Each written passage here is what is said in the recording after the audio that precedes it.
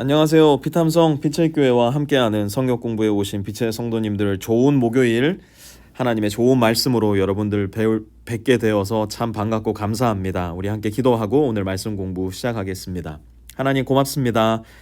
오늘도 이렇게 좋은 말씀, 우리의 좋은 인생 가운데 허락해 주셔서 감사를 드리고, 이렇게 좋은 말씀을 우리 마음과 생각과 영혼 가운데 잘 섭취하여서 우리가 아침밥을 먹고 힘을 내듯이 점심밥, 저녁밥을 먹고 힘을 내어 살아갈 수 있듯이 이 말씀밥 잘 먹고 하나님께서 뜻하시는 대로, 하나님께서 인도하시는 대로 힘있게 살아갈 수 있는 우리 모든 빛의 성도들 되게 하여 주시옵소서. 예수님의 이름으로 기도드렸습니다. 아멘. 오늘은 고린도후서 12장 10절의 말씀입니다. 고린도후서 12장 10절의 말씀, 우리 함께 큰 목소리로 읽어보겠습니다. 그러므로 나는 그리스도를 위하여 병약함과 모욕과 궁핍과 박해와 곤란을 겪는 것을 기뻐합니다. 내가 약할 그때에 오히려 내가 강하기 때문입니다. 아멘. 보니까요, 바울이 이야기합니다. 그러므로 결론적인 이야기를 하고 있습니다. 사실 이 앞에 내용은요, 바울이 막 잘난 척 엄청 했어요. 바울도 사람이거든요. 고린도 교회 사람들한테 뿔이 단단히 나 있었어요. 왜냐하면 고린도 교회 사람들이 자꾸 뭐라고 하냐면, 바울을 향해서 바울, 당신은 사도라고 얘기하기에는 조금 모자란 사람 아닙니까? 당신은 12사도도 아니고 예수님이랑 같이 다녔던 사람도 아닌데 어떻게 당신이 사도라고 말할 수 있겠습니까? 자꾸 고린도 교회 사람들이 이거 가지고 시비 걸고 자꾸만 걸고 넘어지는 거예요. 그래서 바울이 이야기합니다. 내가 푸득불 여러분한테 이야기합니다. 어쩔 수 없이 여러분들한테 이야기를 합니다. 그러면서 바울이 보았던 환상의 이야기, 삼층천을 방문했던 이야기, 그것을 마치 다른 사람의 이야기인 듯이 고린도 교회 성도들에게 이야기하기도 하고요. 그러면서 또 동시에 무슨 이야기를 하냐면, 그러한 것이 바울에게 교만이 되지 못하도록 하나님께서는 그에게 가시를 주셨다고 이야기를 합니다. 그 가시가 눈병이었는지 간질병이었는지 아니면 다른 몸의 어떤 불편함이었는지 아직까지도 학자들의 의견이 분분하지만 그게 뭔지 우리는 구체적으로 알 필요 없습니다.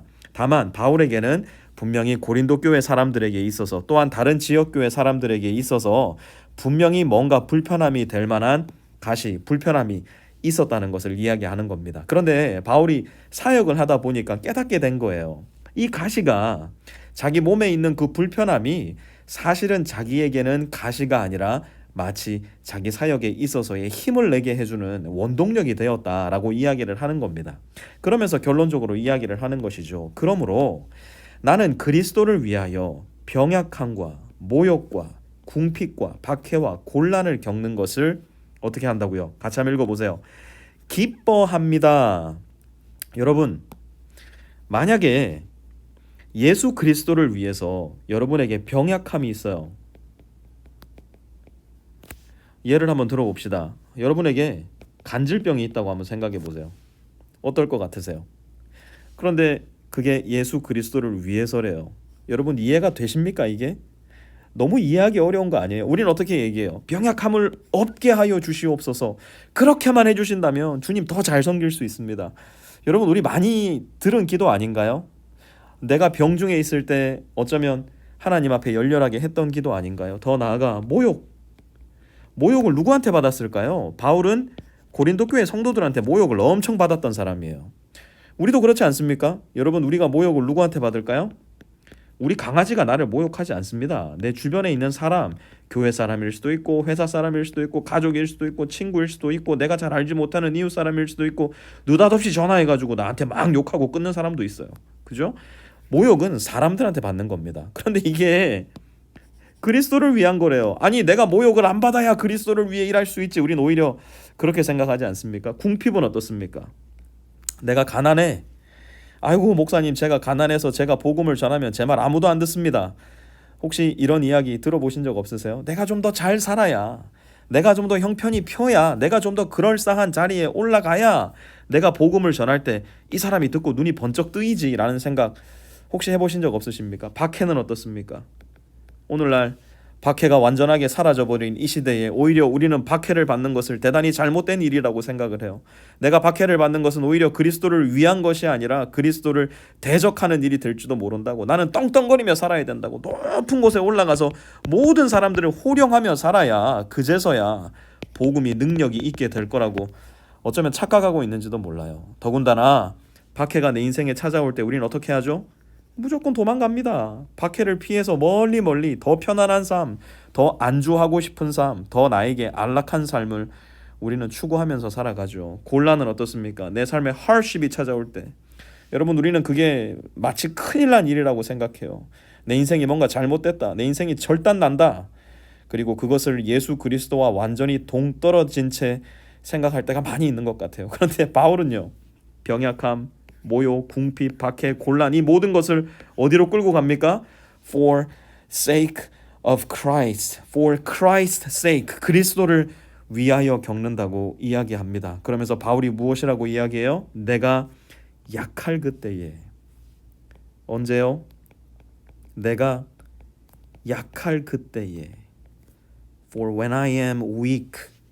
내가 병약하고 모욕을 받고 궁핍을 받고 박해를 받고 곤란을 받는 그때에 어떻대요? 같이 읽어보십시다. 오히려 내가 강하기 때문입니다. Then I am strong.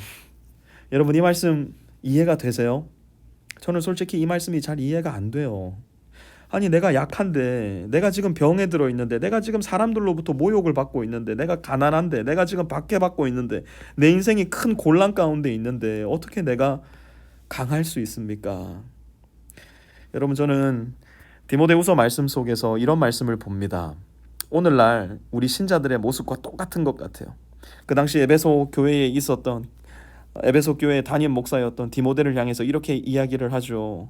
오늘날 신자들의 모습을 보니까 이렇더라. 그러면서 바울이 무엇이라고 이야기합니까? 경건의 모양은 있으나 경건의 능력은 부인하는 자로다. 경건의 모양은 있어요. 교회 잘 갑니다.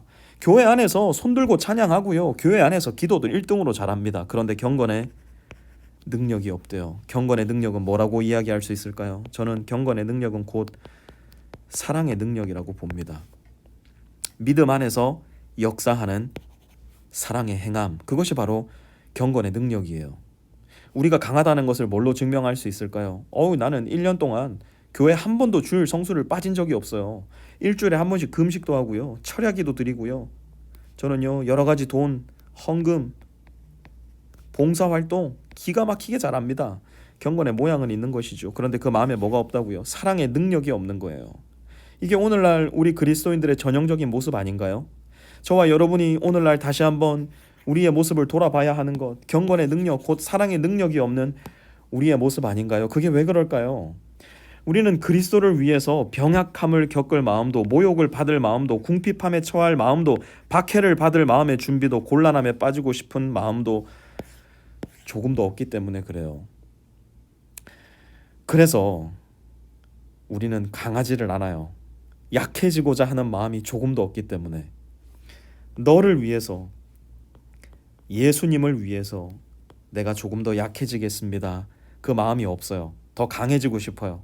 너보다 더 높은 곳에 올라가고 싶고요. 내가 너보다 더 우위에 있고 싶어요. 네가 뭔데 나한테 먼저 와가지고 이런저런 일들을 안 해. 네가 뭔데 나한테 먼저 와서 이런저런 섬김을 안 해. 우리 마음속에 어쩌면 가득한 병 중에 병, 고질병 중에 고질병, 그것은 너를 대하여 나를 더 높여놓는 마음의 교만함이 아닌지도 모르겠어요. 그런데 바울은 오늘 뭐라고 이야기해요? 그리스도를 위하여 나는 기꺼이 약해지겠습니다. 모욕도 받겠습니다.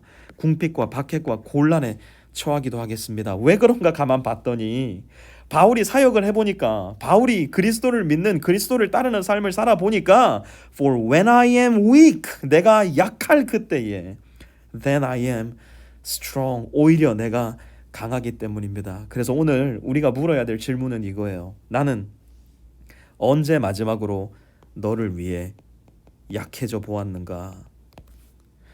여러분, 언제 마지막으로 이름이 있는 그 형제와 그 자매를 위해서 약해져 보셨어요? 내 자존심, 내 시간, 내 체력, 내 돈, 언제 너를 위해서 약하게 만들어 보셨나요?